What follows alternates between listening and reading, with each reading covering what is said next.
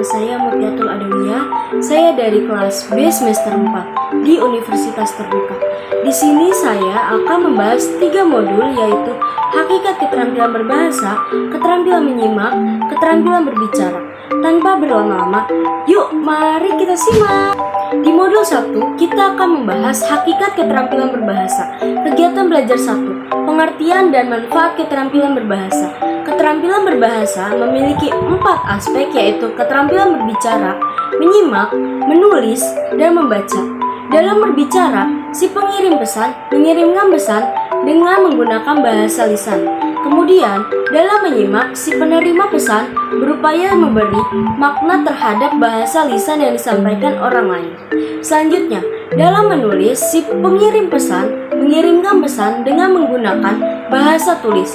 Di pihak lain, dalam membaca, si penerima pesan berupaya memberi makna terhadap bahasa tulis yang disampaikan orang lain.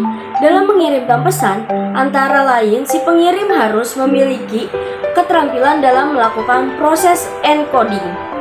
Sebaliknya, dalam menerima pesan, si penerima harus memiliki keterampilan dalam melakukan proses decoding. Keterampilan berbahasa bermanfaat dalam melakukan interaksi komunikasi dalam masyarakat yang keberhasilannya antara lain bergantung pada tingkat keterampilan berbahasa yang dimiliki oleh seseorang.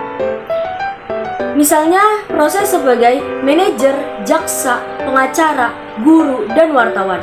Kegiatan belajar 2, aspek-aspek keterampilan berbahasa. Memiliki 4 aspek keterampilan berbahasa Indonesia, yaitu mendengarkan atau menyimak, berbicara, membaca, dan menulis. Mendengarkan dan berbicara merupakan aspek keterampilan berbahasa ragam lisan, sedangkan membaca dan menulis merupakan aspek keterampilan berbahasa ragam tulis. Mendengarkan dan membaca adalah keterampilan berbahasa bersifat reseptif, sedangkan berbicara dan menulis adalah keterampilan bersifat produktif. Untuk menguasai 4 jenis keterampilan berbahasa tersebut, seseorang harus menguasai keterampilan mikro. Kegiatan belajar 3, keterkaitan antara aspek keterampilan berbahasa. Berbicara dan mendengarkan adalah 2 jenis keterampilan berbahasa lisan yang sangat erat kaitannya. Berbicara bersifat produktif, sedangkan mendengarkan bersifat reseptif. 2 jenis keterampilan lainnya adalah menulis dan membaca. Keduanya merupakan jenis keterampilan berbahasa ragam tulis. Menulis merupakan kegiatan berbahasa yang bersifat produktif, sedangkan membaca bersifat reseptif. Dalam pemerolehan atau belajar suatu bahasa, keterampilan berbahasa jenis reseptif tampak banyak mendukung pemerolehan bahasa jenis produktif. Dalam suatu peristiwa komunikasi, seringkali beberapa jenis keterampilan berbahasa digunakan bersama-sama guna mencapai tujuan komunikasi. Selanjutnya modul 2, keterampilan menyimak. Kegiatan belajar 1, keterampilan menyimak. Permulaan. Menyimak bahasa adalah suatu proses kegiatan mendengarkan lambang-lambang lisan dengan penuh perhatian, pemahaman, apresiasi, serta interpretasi. Untuk memperoleh informasi, menangkap isi, serta memahami makna komunikasi yang tidak disampaikan oleh pembicara melalui ujian atau bahasa lisan. Menyimak bahasa merupakan pelajaran pertama menggunakan bahasa. Salah satu keterampilan berbahasa yang didapat secara alamiah ialah menyimak bunyi, mulai dari menirukan bunyi-bunyi, kata-kata, dan orang-orang yang berada di sekitarnya. Dengan menyimak, yang akhirnya mereka dapat berkomunikasi dengan lancar. Menyimak konsentratif ialah kegiatan menyimak yang dilakukan dengan penuh perhatian untuk memperoleh pemahaman yang baik terhadap informasi yang disimak. Kegiatan menyimak konsentratif bertujuan untuk A. Mengikuti petunjuk-petunjuk, B. Mencari hubungan antar unsur dalam menyimak, C. Mencari hubungan kuantitas dan kualitas dalam suatu komponen, D. Mencari butir-butir informasi penting dalam kegiatan menyimak, E. Mencari urutan penyajian dalam bahan menyimak, F. Mencari gagasan utama dari bahan yang telah disimak. Menyimak interogatif ialah kegiatan menyimak yang bertujuan memperoleh informasi dengan cara mengajukan pertanyaan-pertanyaan yang diarahkan kepada pemeroleh informasi tersebut. Kegiatan menyimak interogatif bertujuan untuk A. Mendapatkan fakta-fakta pembicara, B. Mendapatkan gagasan baru yang dapat dikembangkan menjadi sebuah wacana yang menarik. C. Mendapatkan informasi apakah bahan yang telah disimak itu asli atau tidak. Kegiatan belajar 2. Keterampilan menyimak lanjutan. Kemampuan menyimak lanjutan dapat dilakukan melalui menyimak komprehensif, kritis, dan apresiatif. Menyimak komprehensif adalah mendengarkan untuk memahami suatu pesan, dan ini merupakan tipe mendengarkan yang paling umum di sekolah. Menyimak kritis ialah kegiatan menyimak yang dilakukan dengan sungguh-sungguh untuk memberikan penilaian secara objektif, menentukan keaslian, kebenaran, dan kelebihan, serta kekurangan-kekurangannya. Menyimak apresiatif ialah kegiatan menyimak bertujuan untuk mengenal, menilai, dan menghargai suatu karya seni bahasa. Dalam hal ini, misalnya mendengarkan dan mengapresiasi cerita anak. Apresiasi dapat dilakukan melalui pendekatan reseptif dan produktif. Selanjutnya ialah modul 3, keterampilan berbicara. Kegiatan belajar 1. Keterampilan berbicara pemulaan. Kemampuan dasar dalam berbicara sudah dipunyai oleh setiap orang.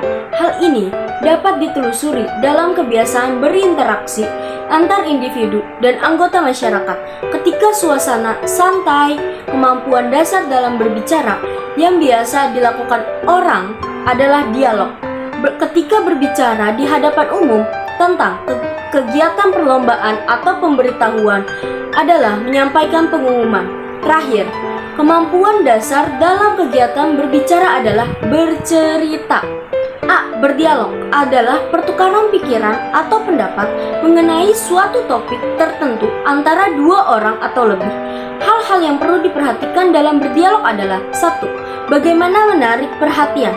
2. Bagaimana cara mulai dan memprakarsai atau suatu percakapan. 3. Bagaimana menyela, mengkoreksi, dan memperbaiki dan mencari kejelasan. 4. Bagaimana mengakhiri suatu percakapan. B. Menyampaikan pengumuman adalah menyampaikan suatu hal yang perlu diketahui oleh khalayak ramai. Ciri-ciri yang harus diperhatikan dalam membaca pengumuman adalah volume suara harus keras, informasi yang tepat, dan gaya penampilan yang menarik. C. Menyampaikan argumentasi. D. Bercerita. Manfaat bercerita antara lain 1. Memberikan hiburan. 2. Mengajarkan kebenaran. 3. Memberikan keteladanan. Hal-hal yang harus dipersiapkan pendongeng antara lain 1. Memahami pendengaran atau audiens. 2. Menguasai materi cerita. 3. Menguasai olah suara. 4. Menguasai berbagai macam karakter. 5. Luwes dalam berolah tubuh. 6. Menjaga daya tahan tubuh. Kegiatan belajar 2. Keterampilan berbicara lanjutan. Kemampuan berbicara lanjutan berkaitan dengan kemampuan bermusyawarah, berdiskusi, berdebat, dan berpidato, serta menyampaikan biografi orang lain. Hal-hal ini dapat diwujudkan dalam proses belajar mengajar. Kemampuan tersebut memerlukan latihan. Berlatih bermusyawarah dan berdiskusi dapat meningkatkan kemahiran seseorang dalam penguasaan keterampilan berbicara. Bermusyawarah amat baik dilakukan terutama agar setiap permasalahan tidak diselesaikan dengan kekerasan. Namun, apapun alasannya, penguasaan keterampilan berbicara akan menjadikan Anda lebih unggul dari yang lainnya. Ketika ada masalah yang memerlukan mufakat, maka bermusyawarah adalah jalan terbaik. Hal ini sejalan dengan diskusi yang lebih mengutamakan hasil yang lebih diperlukan dengan beberapa pendapat. Adapun perbedaan di antara keduanya yaitu jika dalam bermusyawarah ada istilah voting, maka dalam diskusi tidak ada. Pidato itu sendiri lebih mengutamakan kemampuan seseorang berbicara untuk mempengaruhi pendengaran atau khalayak ramai.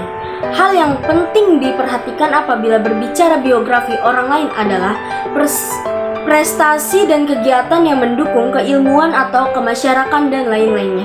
Mungkin itu saja yang dapat saya sampaikan. Kurang lebihnya mohon maaf apabila ada kesalahan atau belibet saya berbicaranya. Mohon dimaafkan. Wabillahi taufiq wa hidayah. Wassalamualaikum warahmatullahi wabarakatuh.